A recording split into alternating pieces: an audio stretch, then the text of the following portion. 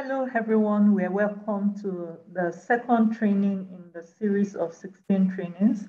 And today we'll be looking into more concepts on data analytics and doing some interesting demos on Excel analysis. Okay, so great. Let's move in quickly into our training. So I'm going to share my screen now to show you the training material, and then you can follow through with me.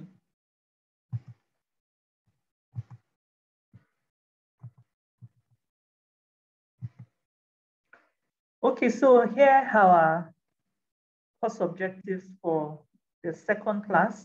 Our aim is to look at the analytics process end to end, and also look at some concepts in statistics, computing, data concepts, as well as do a quick demo on some of the things that we have learned so far. So this is a breakdown of the outline for the training of today, the second training. And I'm going to start with the analytics process. So on my screen, you can see the process of analytics end to end. So the first step involves getting the data, which is a very important step. The data can come from the field, that's raw data. You could also have data from sensors, sensor devices, collecting data from the environment or from various digital equipments. Then another very interesting one is having data from human agents. These human agents could be customers, could be patients, could be students, right? Any human agent in various domains that are generating data. Now, data is usually accumulated over a period of time, and data gets accumulated into some form of databases, right? So databases are softwares that collect data information. So you could have your database in the cloud. You could also have your database on premise or in computers, right, in various locations, right, that are accessible. Then you also have databases in the cloud. And as data is accumulating, it could go into the cloud. It could also go on premise or on laptops, computer machines that are connected to the data source. Now, these data come in as data, and it has to be, transformed. So it goes through a process called the ETL process, extract, transform, load process, that curates the data and ensure it's in the right format, quality format for proper data modeling. So this ETL process is applied on raw dirty data, and it's then stored from the databases. This is usually the transactional databases, data warehouses. Then it's extracted into an analytics data warehouse or an analytics database. Right, so in the analytics database, right, you perform some business logic. At this point as well, you can do some descriptive analytics on your data, and as well create models and algorithms that can learn and relearn on your data. So that's where you have process 4 and 5. So this process, are into each other, they are interconnected. Your data is constantly being learned by your algorithm, and then your algorithm continues to you continue to apply your algorithm on your data to generate interesting insights. So these insights are usually of two categories. You could have a categorical or classification type of insight like we discussed in the first course. You could also have a scoring type of insight. You could also have a predictive type of insight when you apply your model on new data. So the last part of the analytics cycle which is the syn part, is the communication aspect of things, which has to do with using visualization tools like Power BI or Tableau, or interesting dashboards, right, to showcase the outcome and the insights that you have gathered from your data. So this is an end-to-end process of an analytics process, starting off from data collection phase up to the point of communicating your data insights to your end users, right? So in our next slide, we're going to look at the various experts that function within the analytics space. And you can choose to function as any of these experts, or even as a data scientist that has a clear knowledge of all that is going on within the analytics space. So you have the data engineer. The data engineer is a core data person. So the data engineer would function very well in the steps 1 to 3 of your analytics process, assisting with data collection, storage, either in the cloud or on-premise, and then proper cleaning of your data. So the data engineer, right, does a lot of ETL processes to curate the data and make it ready for the analyst and the analytics experts. So the analyst, right, is another expert that has a foot into proper statistical domain and clear understanding of the data as well. So the analyst does a lot of descriptive analytics using those statistical concepts we discussed in our first class, and do a lot of correlation, applying those concepts of statistics to your data, ensuring that the data is a good quality for proper modeling. And the analytics experts, it's more in the computing domain, and also some good dose of statistical knowledge. So they come up with machine learning models and help to improve those models that assist in, bringing up useful insights from the data. So in all of this space, you have the data engineer, you have the analyst, you have the analytics, right? And then you have the data scientist as well, that is vast in all of these various things within the analytics process. So these are various knowledge areas to consider for any of all these experts within the space, right? So for a proper understanding of the analytics process, you also need to understand the roles of various people within the analytics process. And having these experts within an analytic project team helps to make the work much more insightful and bring out more quality insights. Right, so within the analytics process, remember we've been talking of 3 key field domains, and they are the computing domain, the statistical domain, and the data domain. Yeah, these domains are interconnected to each other to ensure that we have a quality data analytics process, right? So the data domain is really about the most important. And we've been saying a lot about domain experts who collect and understand their data better, functioning more within this space. This data domain, right, is important, but can be useless without the computing and statistical domain.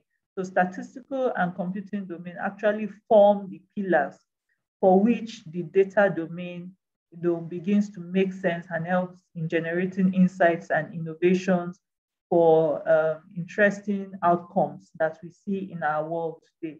This has, of course, improved productivity in various industries, in various areas of endeavors, and these 3 concepts actually make up data analytics or data scientists, as the case might be.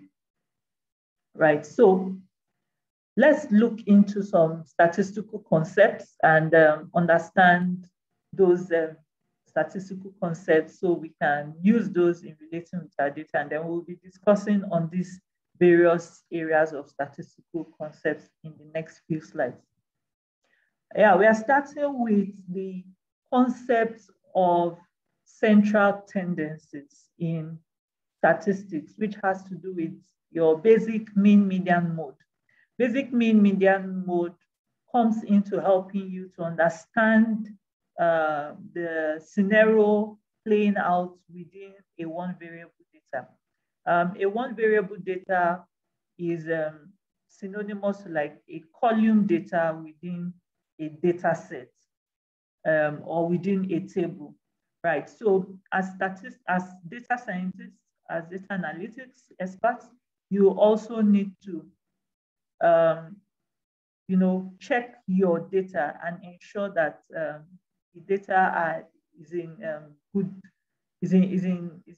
good quality. And in doing that, it's easier to get that done when you have a small quantity of data. But for big data, you need to apply some statistical processes to understand your data.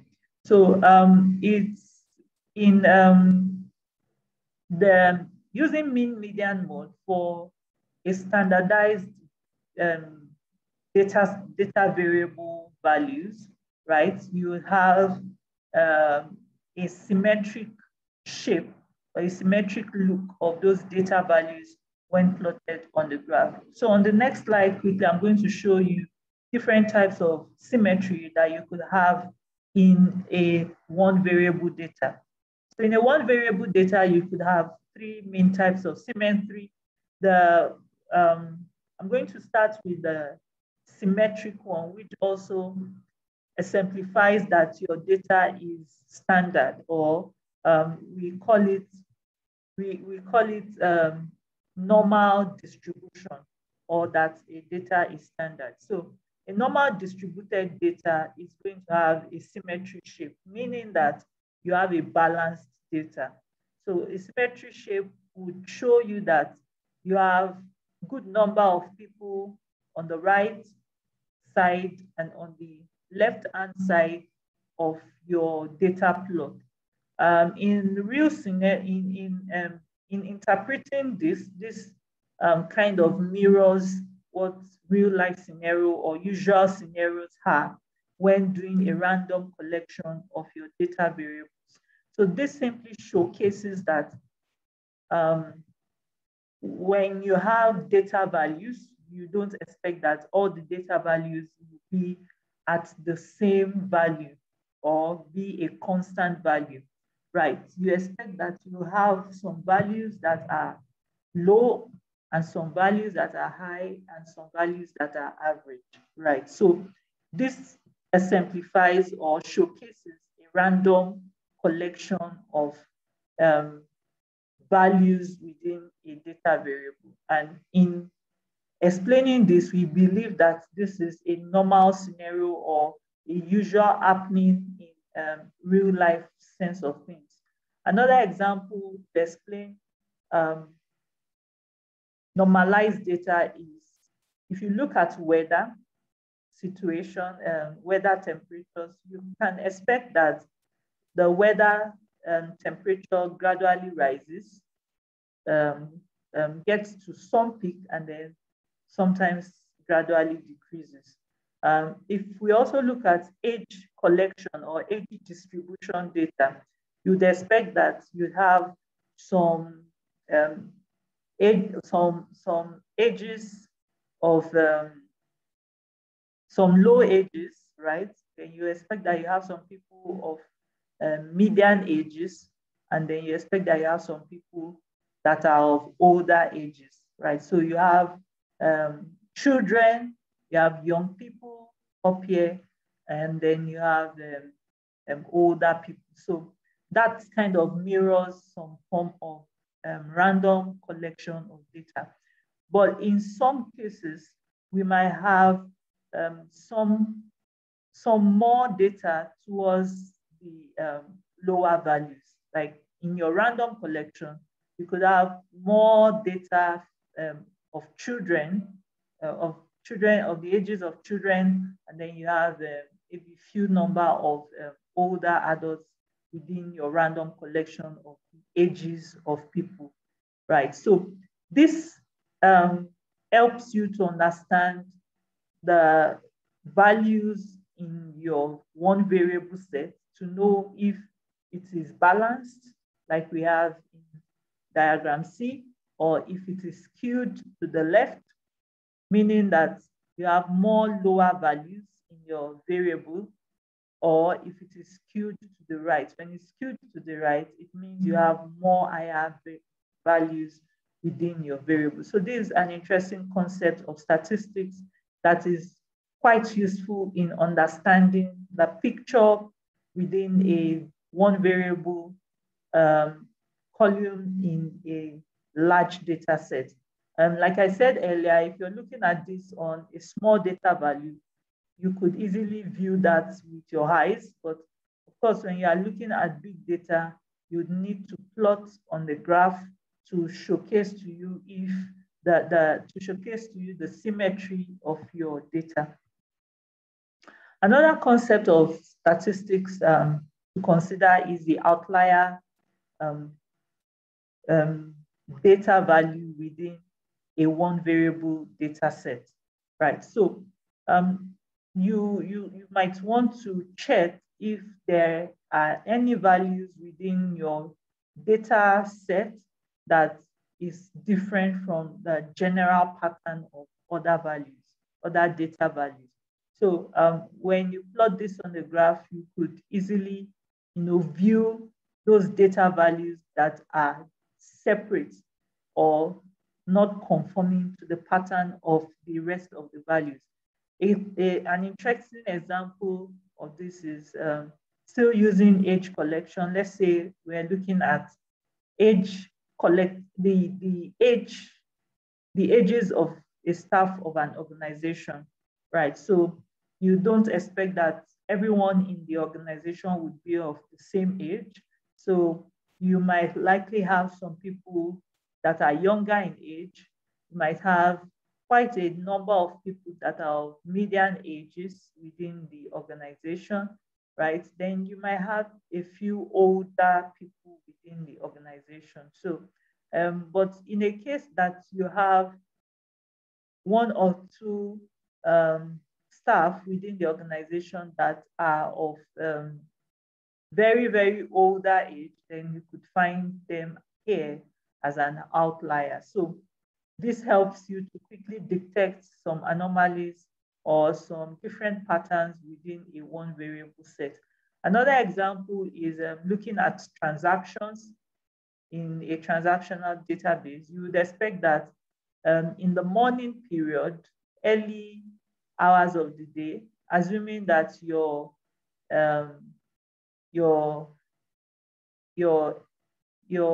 X values are representing time, and then your Y values are representing frequency like you have here. So you expect that a number of people would do some morning transaction.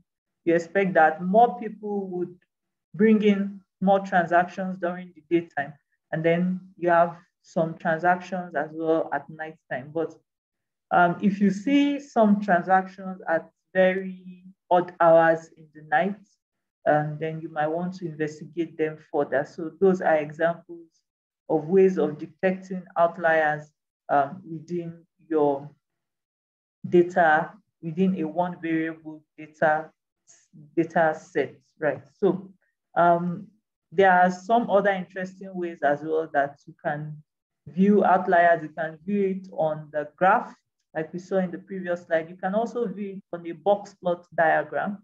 And this box plot diagram, aside helping you to view outliers, you also use it to plot what we call quantiles in statistics.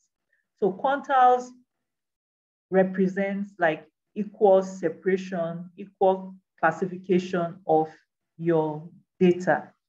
So you usually have quantiles in five categories. You have first second, third, fourth, fifth quantile.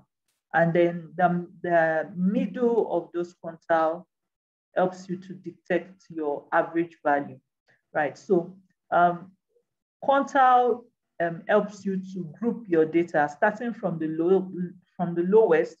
You can pick the first 20% of your data, and you have that in the first quantile. So the idea behind quantile is to help you understand which of the quantiles would have the most of the data.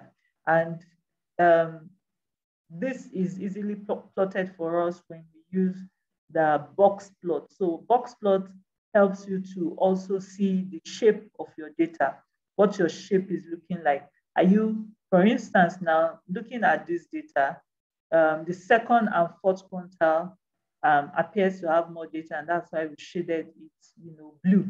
So, right, you can better understand looking at this now what your shape might be looking like. So this shape might be looking like fewer lower values and then a steep, rise in the second quantile part of your values within the data set. So it helps you to understand how to group or what the grouping of your data sets in that one variable is looking like. So as we get into the technical stuff in Python, and then we are able to view quantile, this would become clearer to you. But I just want you to understand the concept of quantile for now.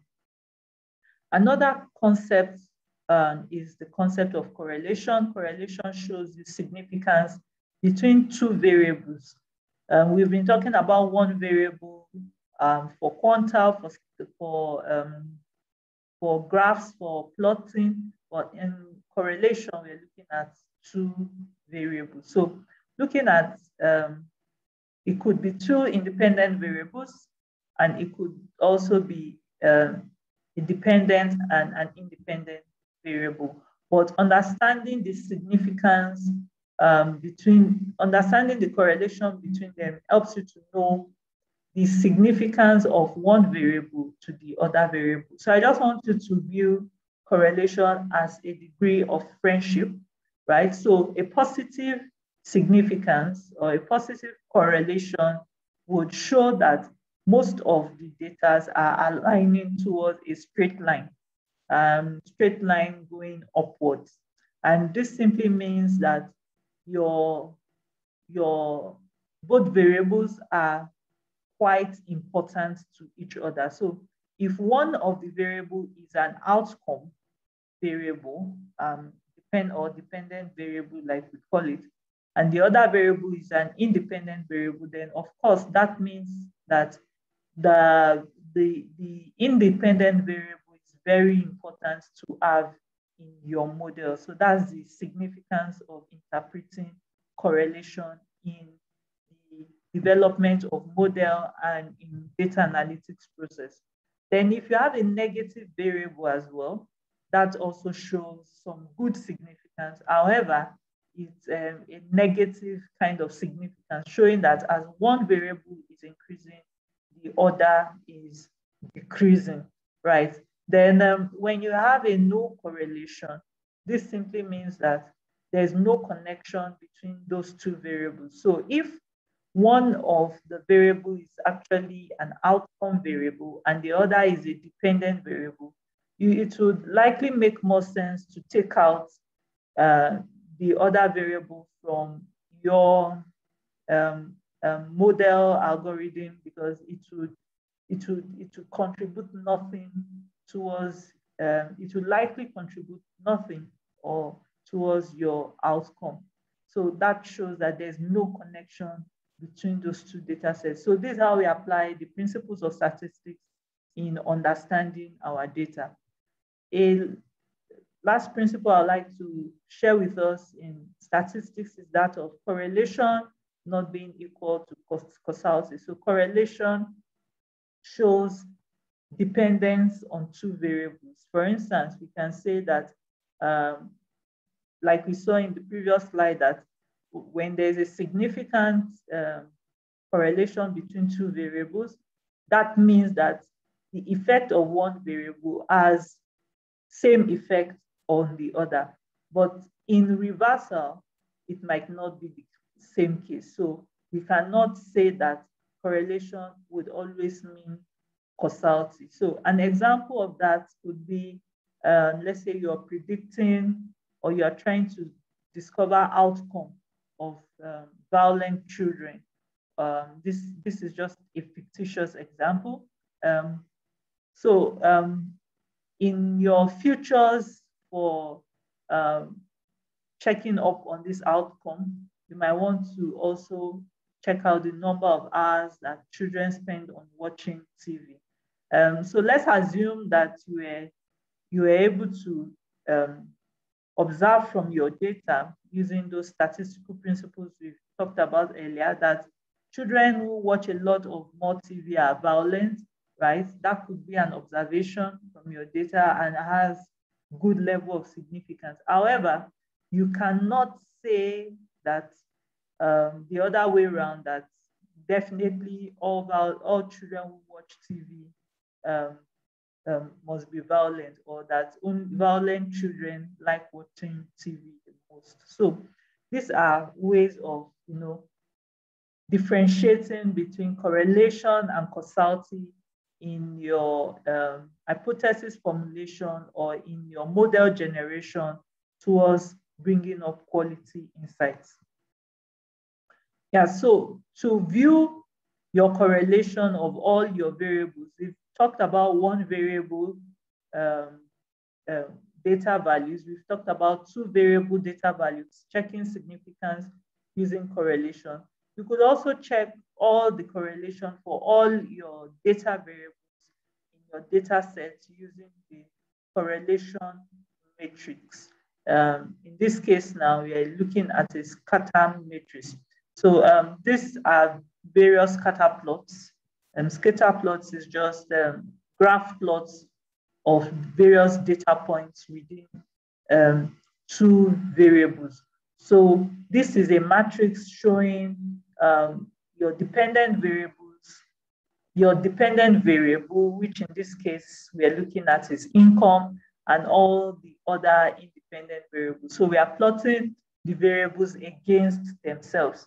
So the first column is most important in this case, because in this first column now, we're able to see the correlation or the significance of every other variable to our dependent or outcome variable, which is outcome. So I'm going to take this graphs in each of this first column one by one. So looking at balance, you can see that there's some significance because the data points are gathering towards a particular area. You can see in education as well that there's some significance because the data points as well are gathering towards some area, right? So whenever you have interesting data points, like this, so you can understand some significance. Then you can see for cards as well that you have your data points forming like a line. This is usually the case for categorical kind of variables, right? So there's some significance here as well, even though it is a categorical type of variable. Now, looking at rating, you can see that there is a very good significance because this is all gathering towards a point, a line. And this line is interpreting as the positive, correlation, like we saw earlier, showing that as rating is increasing, income as well is increasing. Same thing as limit. To limit is as well very significant to predicting income. However, because we have both limit and rating showing almost the same shape of significance, then that means that there's likely some relationship between limit and rating as well. So looking at limit and rating plots against each other now, you can confirm this because you can see that forms a perfectly straight line.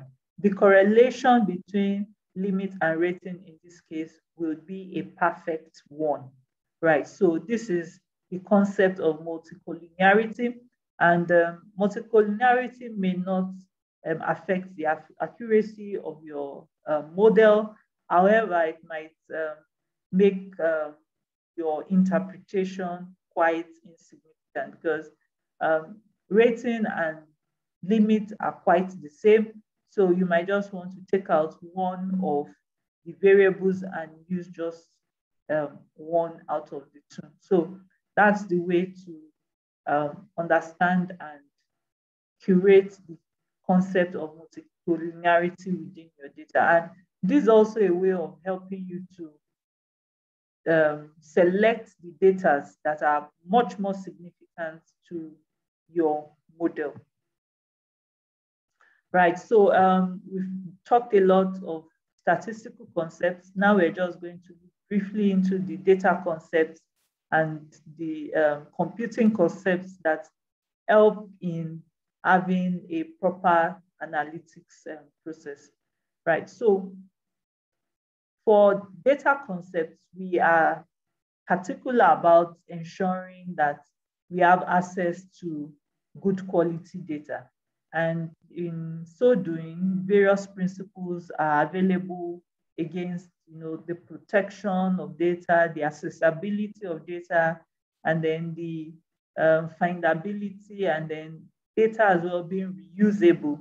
So these are the principles of fairness of data, saying that the data should be available, accessible, should be, you remember we said data can take different forms. So as data is going from one form to another, it should be interoperable, then it should be reusable. Then quality data for use within data analytics process as well should be valid.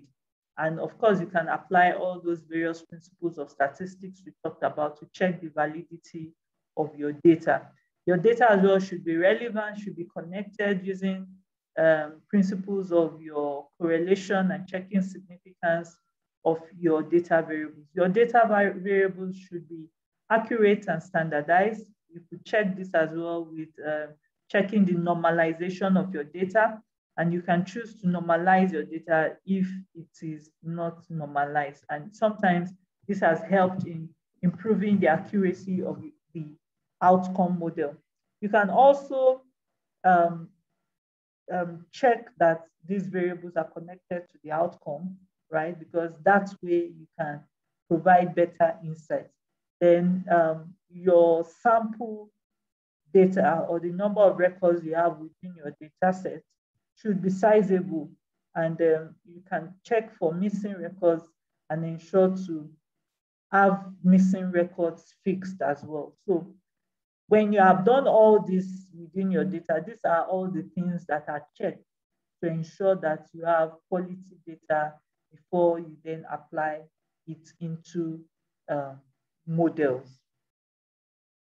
Yeah, the computing concepts is based on the input process output concept of von Neumann, meaning that computing algorithms accept the various data as inputs, does some logic within them, and applies the various algorithms that we have talked about in our first class that have been, put as software's algorithm, does the processing, and then comes up with some model outputs. And that way you can make inference of the insights that are generated or learned from the data. So the input process cannot come to be if there is no proper logic and algorithms supporting this. And those logic or algorithms are, of course, embedded in softwares that comes as plugin tools that are available for data analytics experts to use to predict interesting outcomes from their data. Right, so we're going to go in quickly into our demo. We've learned about data, so it's interesting that we take a view into working with some data. So to start with, we're going to do some interesting demo on Excel. Excel is a powerful tool, right, that helps you in doing a lot of descriptive analytics. Excel is used in most times during the analytics process, either before or even while trying to summarize some of your outcomes from your big data. So it's important to have good dose of Excel skills. So we are going to touch on Excel in this second training class, just in this second training class alone. And I'm going to show you some interesting features in Excel. So if you have your computer with you, it's good that you open up an Excel application. For those who are not so familiar with Excel, Excel helps you to store data in or to collect data in structured form of tables and tables containing rows and columns, right? So your tables as well can come as sheets, and you can have several sheets within Excel, right? So these are the main features. These are various menus in Excel. Your own menu might not have some other menus that I have on my screen here, like the text data menu or the Power Pivot menu. These are some menus that you call up on your Excel as plugin to do some more interesting analysis with Excel. So I'm going to open up an Excel page. Now, these are all the things we'll be doing in the demo briefly. So get on your computer, open up your Excel. I'm going to close this window now and bring up my Excel page. Okay, so I'm going to share my Excel screen, my Excel file with you now. So I've sent this Excel file to every one of you, but if you don't have it, or if you were not part of the online class, you can just go to world.data and download this Excel file. So in world.data, you'd also find several Excel data sets that you can use to play around with. So follow me as I show some few things in Excel using this file. You can as well use any Excel file. You don't have to use this, but this is just one we can use for our demo, right? So when you open the Excel file, it actually has some filter already on it, because this is an Excel file that has already been worked on. But you can toggle on the filter function. You find the filter function under data, right? You can also find it in home. You can see the filter function here, right? So I would like to show it to you under data. So I can toggle it on and off. So if I click this now, it goes off, and I can click on it again, it comes on. I can, in some sheets, right, you can select on just one column and filter on one column. But if you want it to filter on all the columns, you can have your sheet as a table, and then it just filters on all the columns at once for you. So doing filter in Excel is very easy. Once you have your filter turned on, you can click on the arrow and pick on whatever you want to filter on. So you just click select all and pick on what you want to filter. You can do multiple selection for your filter, and then just click OK. This is a common function in Excel.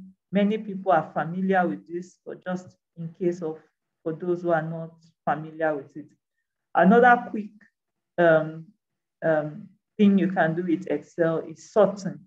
Sorting is very important. You also need to do a lot of sorting on many data, on many data values are available to you. For instance, you have dates. You can see that this date is not sorted. You have 2017, you have 2018. So you want to sort and see in chronological order. So to do that, you select on the column you want to sort after. I'm going to select some columns here and copy into a different sheet to show our sorting.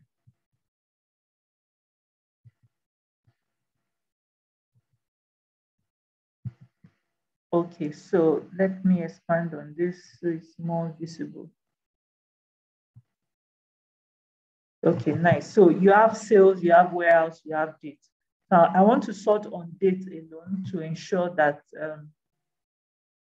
I can see the other details in chronological order. So I'm going to click on date and I can pick on sort in ascending order or in descending order. So let's do it. Right, it will show you a dialog asking you to expand the selection. It's always best that you expand selection. So that way your data is in sync. So that's how to use the sorting function. Right, so we would also look at a quick function that has to do with removing duplicates. Right, so in my sales channel, I want to know the unique values that are in my sales channel. I want to know the number of unique stores in my sales channel.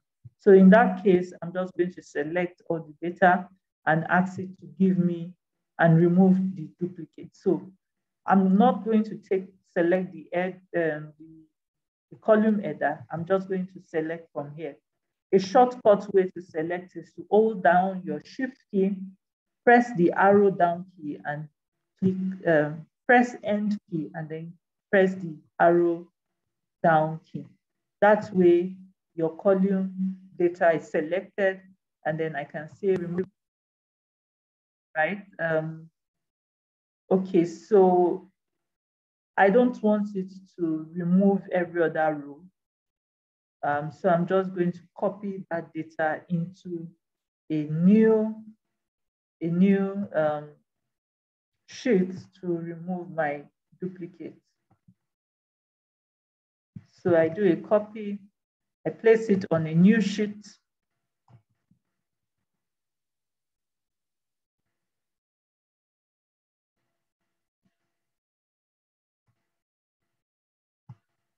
Okay, so I place it on a new sheet here. So I have just my data here. I will just click on remove duplicate. Once I do that, it takes out the duplicate and I can see my unique values. You might need this at certain times to know unique values within your data variables. You can also know that as well using the filter function, right? Once you click on filter function, you can see same unique values as well here. Another interesting function in Excel is what we call the text to column function. Text to column function helps you to split on data values. And you can split on as many data values using the text to column function. So you are going to call that up using Excel. You can use Excel formula. You can also use this menu function here. So I'm going to use this menu function here, but before I click on it, I have to select the column and then just click on text to column. So on your screen, you'll see some instructions. So you just follow those instructions. So it's asking you that, what is this value? What are you going to split it by, right? So you just click next, and then looking at the values, you can see that you have an hyphen character here. You can choose to split by this hyphen character, or anything that is general across the text values. Or I can even choose the character E if I would prefer to split by that. But in this case, I'm going to choose the hyphen character. So I'm going to unselect tab and say order, and you can pick multiple options, right? So let's just pick the hyphen character. So immediately you do that, you can see a preview that allows you to split. So you just complete the wizard, and once you are done, you have your splitted value, right? So if I choose to want to take back my splitted value into the original value, what I'll need to use is to use the concatenate function. So to concatenate, you call up the Excel formula for concatenation using equal sign, and then type the word concatenate. I can double click it here now to pick it. So I'm just going to choose the cells for which I want to concatenate. So I want to bring back that character. I'm going to place it in double quotes to complete my concatenation. So now I have the value back to what it was originally. To ensure that it does for all, I just double click and I have it done for all the variables, all the values in my column. So that's an interesting function in Excel that is used most often. I want us to go back to our sales sheet now, and I want us to perform some other interesting things within this sheet. So within Excel as well, you can also group your data. So to group your data, we can group and do some subtotal grouping. I'm going to do that using a separate sheet as well, because I don't want it to distort this sales sheet. So I'm just going to copy from here into my second sheet here. Here, right? Okay, so I have warehouse, and I have sales channels and other quantities. This is redundant, so let me just take out this column. Okay, so I have these three columns basically, and then I want to group on various levels to see the number of other quantities that is made in various channels or in various warehouses. So in this case now, I'm just going to, oops, my Excel. Okay, hold on, I'm going to get back to this. The Excel as sheet is hanging. So I'm going to stop and share again.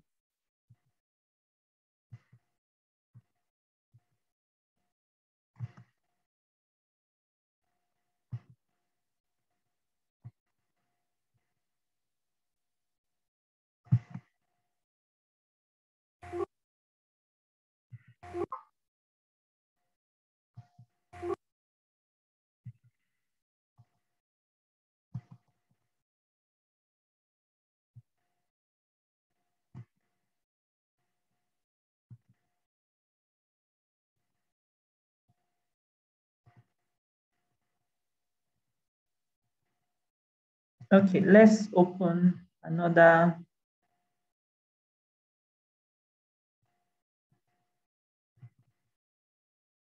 Excel sheet and work with that. Okay, yeah, we are back now. Okay, yeah, so I'm going to take out this column.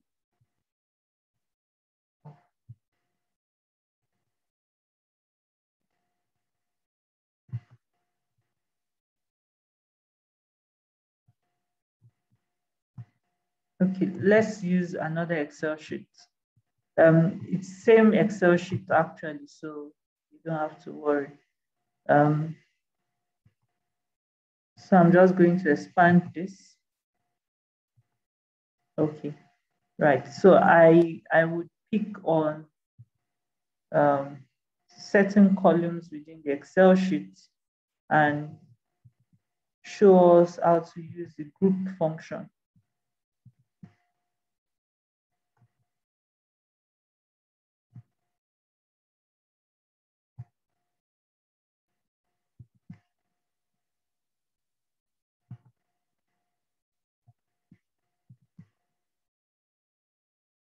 Okay, so you can use the group function for one variable set like this.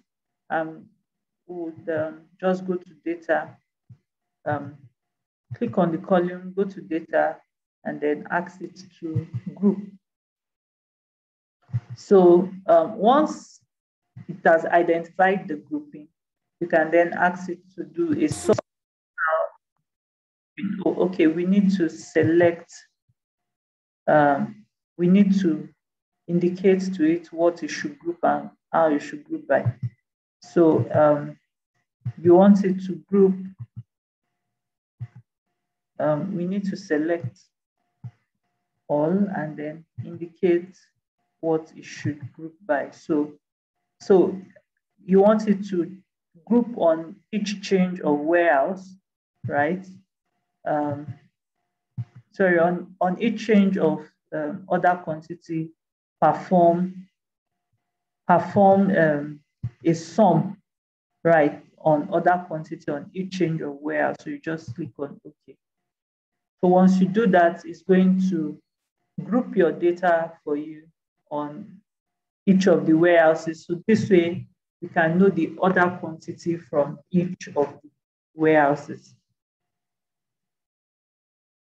While this is going on, I would call up the other Excel sheet and let's do another function there. We are going to use the sales order sheet as well. So here, grouping function helps you to do one grouping variable, but you can do multiple grouping variable in a much more flexible format using a function called the pivot function. So to use a pivot function, you can select all the data columns and you can pick the columns you want to pivot within your pivot table. Pivot function is actually very usable and very interesting for checking up analytics on your data. So I'm just going to do a Control A to select all my data. Then I'll go to Insert and I'll click on Pivot. So preferably, I will open on a new worksheet. So on the new worksheet to your right, you're going to see the list of all the variables, all the columns in your data set. When I say columns, I mean variables as well. So all the columns in your data set. So let's assume we want to know for each of the warehouse code, same as we're trying to do on grouping, we want to know the total number of order quantity that is made, right, in the same, in the warehouses. So you can see all the warehouses and order quantity that was made. So whatever you want to group would appear in your row, and whatever values you want to see would appear in your sum values, right? So I can also decide to want to check out panels as well, panels that were used in these various warehouses. I can do a matrix for it, and I have warehouses here and I have channels here. So this also helps to see on a two variable plane, right? Warehouses and channels, and see the order quantity that was done in each of them. So an interpretation of this is that in this warehouse, this was the order quantity that was made from the different channels within the warehouse. So you could plot this into a graph easily. Just highlight the data, go to insert, and then click on any of the graph. Preferably in this case, you might just want to use a bar graph, a bar chart rather. So I just want to pick on a simple bar chart. So right, easily you can view the information in this to say, oh, okay, there are 5 warehouses, right? And then warehouse 1003 actually had the highest number of order. And within the highest number of order, it actually did more order through the in-store channel, right? So this is an interesting insight that you can quickly generate with Excel. So this is pivot table function, and then you've just been able to plot a quick graph using your pivot function. That's that for pivot function. I'm going to demonstrate quickly as well another function, very interesting function called the Vlookup function. Vlookup function. So the Vlookup function helps you to search out data from wherever it might be. So if you have a very, very large data set, you want to look for a particular data value in that data set. So for instance, I have several orders, right? And I don't want to start scrolling or start looking for it. So I'm just going to pick a fictitious order number. So let's say I'm looking for order number 225, right? And I want to know the order quantity that was made on order number, or I want to know the warehouse channel for which that order number was sold. So in that case, I'm just going to use a VLOOKUP. I'll call up VLOOKUP function using the equal sign, then VLOOKUP, right? So I'm going to specify the value I'm looking for. So this is the value I'm looking for, right? Space, then specify the table array. You want it to search for that value within this given table. An easy way to do that is to put your cursor on the first data in the data set, right? Click on it, then hold down the shift key, press your arrow to the left, and press the end key, and then press your arrow to the left. So that way select all, and then press your arrow as well down. So your table is selected. You can see it selected here. So you can just continue the formula here. So you do a comma as well, and then you specify the column index. In this case, our column index is third column. So the other values are optional. I can decide to close up here and see my lookup value. So if you go up now, you're going to see a result. So it tells you that this order was made from this store. If you want to confirm it, you can decide to do a scroll to look for that order number. So that's order 225, right? Order 225.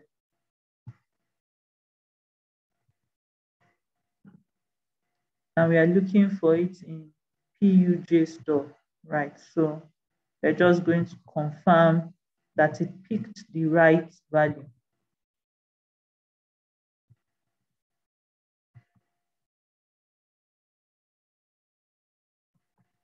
Okay, so we can see from here that we have the warehouse for order 225, right? The warehouse code for order 225. So I'm going to move to the next function to wrap up for this training, and that's the what if and goal seek analysis in Excel. Then the forecast in Excel function. So to do a quick forecast, you want to use some time variable related values. So I'm just going to copy the date values that I have here. I'll copy that into a new sheet. So let's say we have ship dates. I'm going to paste as values. Oh, okay, no, I'm going to format this into a date because it's actually a date. So ask it to give me date. Okay, so I'm also going to pick the orders that were done on these dates. So copy and then paste. Right, so we have the various shipping dates and the orders that were done on those dates. So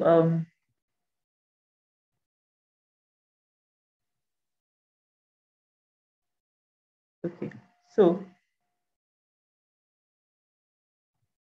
I just want to take out these first two columns. So let's shift cells up. Right, so we have ship date and order quantity that was made on those various days. So for me to do a forecast on this, preferably it's good I sort my dates first. So we are going to use the quick sort function in the data menu page. So we sort order. So we have all the orders that were made on various dates. So I'm going to use a forecast tool, right, to view my time series data. And then this tool as well would forecast for me on other dates what the other quantity might look like based on the history of what it has, right? So I'll just do a create. Oh, okay. Cancel. I would prefer that we have the total quantity of order for each date because we are having repeating dates here. So let's just quickly pivot this. Let's go to insert, pivot, new worksheet. Give us all the shipping for the various dates. Right, so we want for, okay, so we're not going to do it this way. We're going to make it easier, we're going to convert the dates into numbers first before we do a pivot. So we are going to go back to the dates. Let's change this date format into some form of numbers. So change into numbers. Change the date format into numbers. Okay, so we are going to pivot on this, then we'll come back and change it again into dates to make our grouping easier.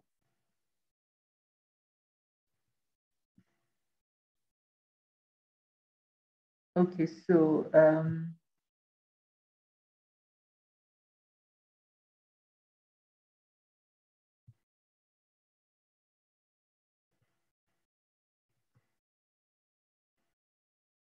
okay, yeah, so I'm going to go back and perform something else. We need to, it's still recognizing this as date format. So I'm going to copy this and paste on itself.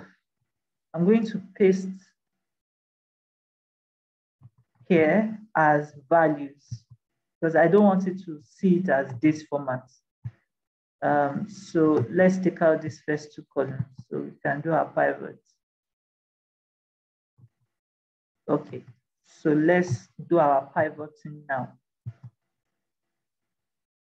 Yeah, we did that because we don't want it to recognize as dates.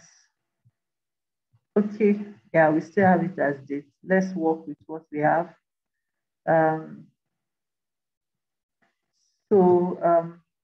With this, I want my ship date alone. So I'm going to remove field.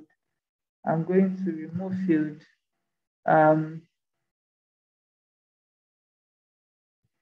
I want my dates in day format actually, right?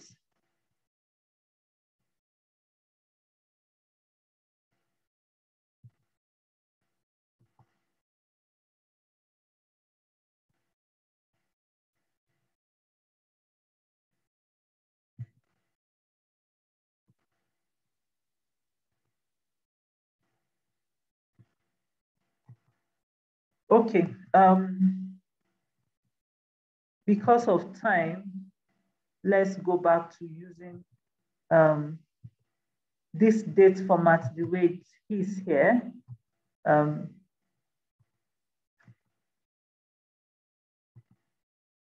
Okay, we have it in this sheet.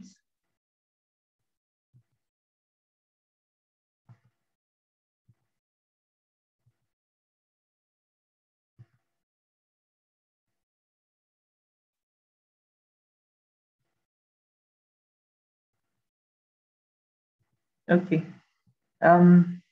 so we're just going to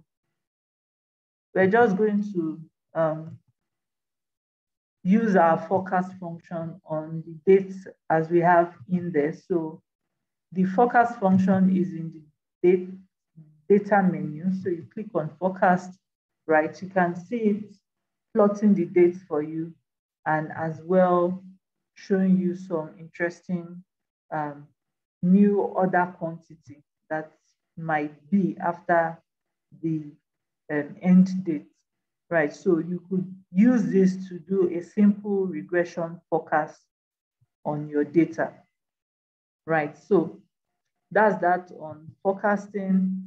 Lastly, let's look at, I'm going to open a new sheet now to show us a function in Excel used for creating interesting data set values and used for testing on your data set values. So the goal seek and the what if function.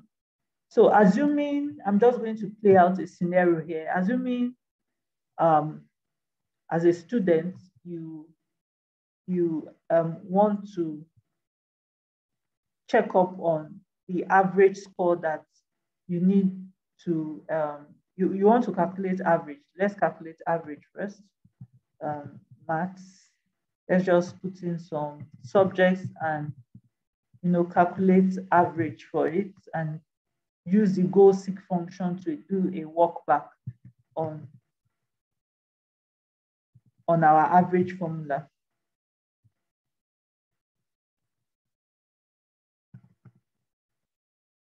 So assuming you have A's in some subjects, right? And then you have quite low score in some subjects, but you are aiming at a particular average. So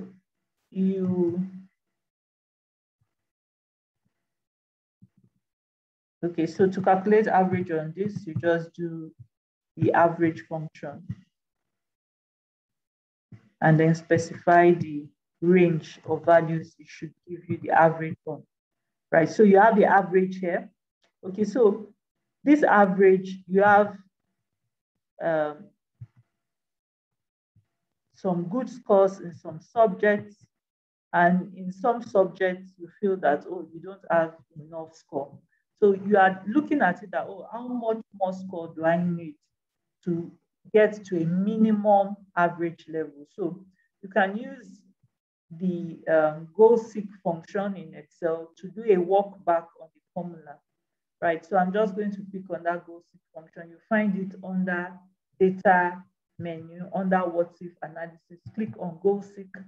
So using goal seek, you specify the set cell. So in this case, our set cell is specified as C7. So you indicate a minimum value to which you want your set cell to get to. So in this case, I want a minimum average of 70 or more. And then I would ask it to check on these other values. What should be the value I should aim for, minimum value I should aim for to get a given average, right? So once I do goal seek, it will give me a value. So this is an interesting way of changing values instead of you having a dry experiment of changing the value one by each. So let's say I'm trying to experiment and say, oh, okay, how much score do I need to get to minimum 70?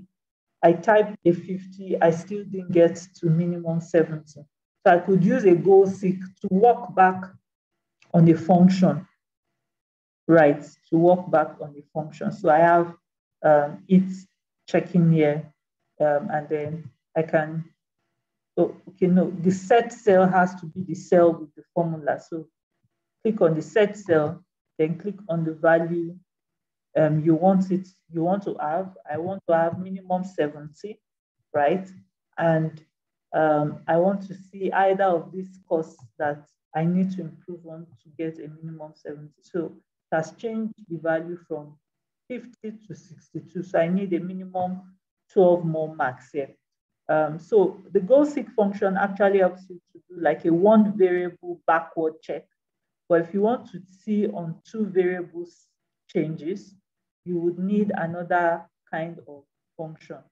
So in this case now, I have 50 here in this subject and I have 50 here in this subject. So let's say I want to do an experiment on both subjects and, check on different values.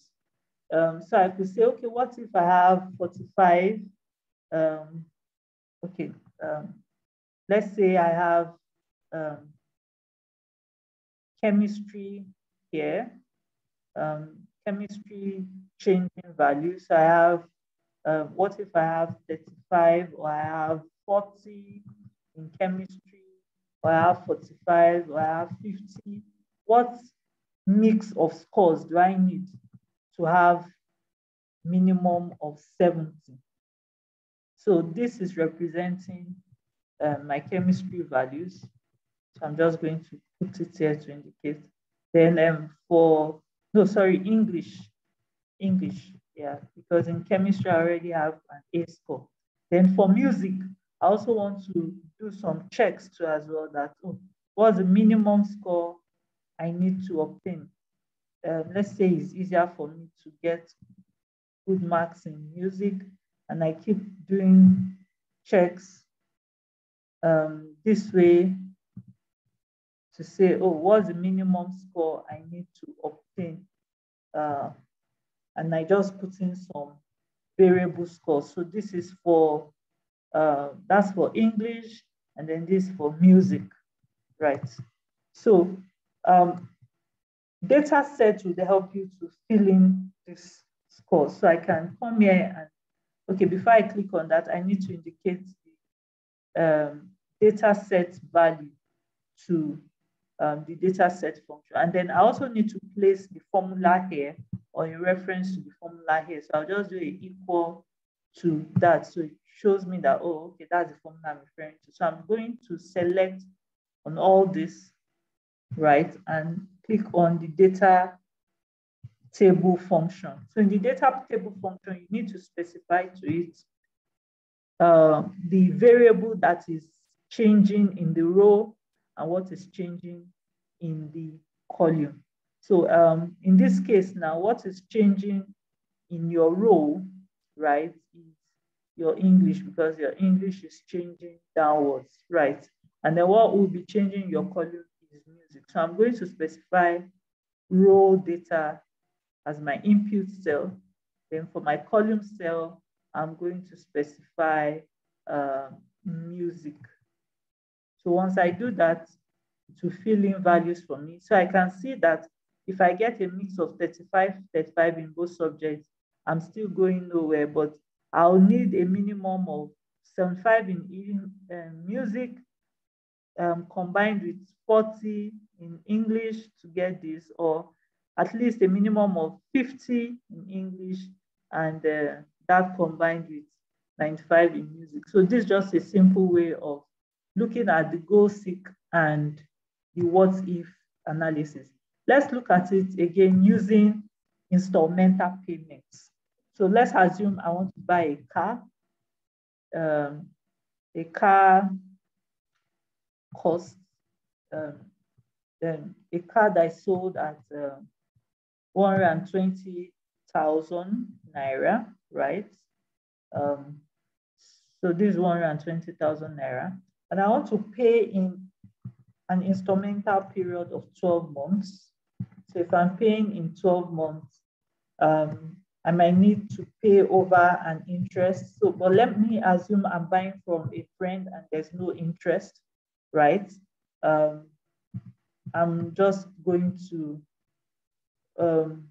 have to pay the same equal installment. So to calculate the payment amount in function, you are in Excel, you have a function known as payment. So call this up, you have using PMT. So in payment function, you have to indicate the rate, right? So the rate is your interest, right? So you just indicate. Then you also need to indicate the period, right? Okay, this interest rate needs to be divided by 12 because it's an annual interest rate. So I'll also indicate my period, which is already in months, right? And then I'll indicate my value. So once I do this, it shows me that I'll pay 10,000 per month, right? So I have 120,000. I'm going to remove this currency. I don't want any currency value. So none, no symbol, right? Okay. So it's showing me that I'll pay 10,000 naira value per month, right? If I don't want to see I don't want to see it in the negative, right? I can come to choose this formatting, right? So this is a payment terms, assuming there were no interest, but if there were to be 2% interest, for you to write the interest, you have to write it as 0.02, this 2% interest. So if there were 2% interest, I'm going to be paying a little above 10,000 naira in each of the months in 12 months, right? So I can keep changing each of these variables that, okay, let's say I want to pay in 24 months at 2% interest, what do I need to pay? So you can see changing values and changing variables. So you can use the goal seek function like I showed earlier to work back, but more interestingly, you can use the Datatable function to check your variations. So I can pick on my interest and check varying interest. So let's vary our interest in increasing form. So let's do 4% increase. Let's increase by 2%, right? Okay, so we have 2% interest up to 14% interest, right? And let's also vary our period. So if you are paying for a longer period, right, you are likely to have your interest increasing. Let's assume we are paying for 12 months and 18 months, and then up to 60 months, which is about 5 years. So let's do up to 60.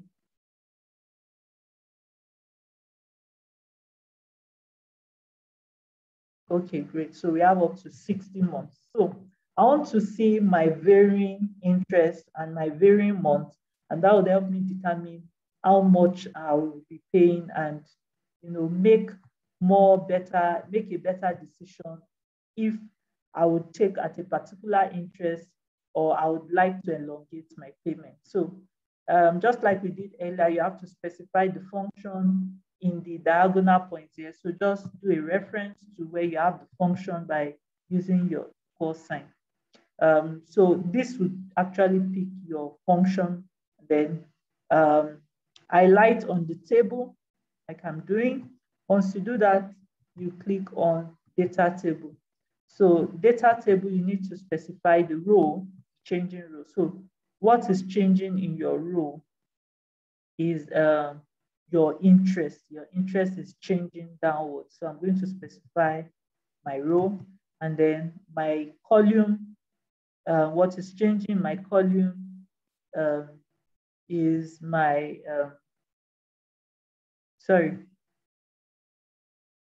what is changing in my row is my interest. What is changing my column is my period. So once I specify that, it will give me various values at which I can pay.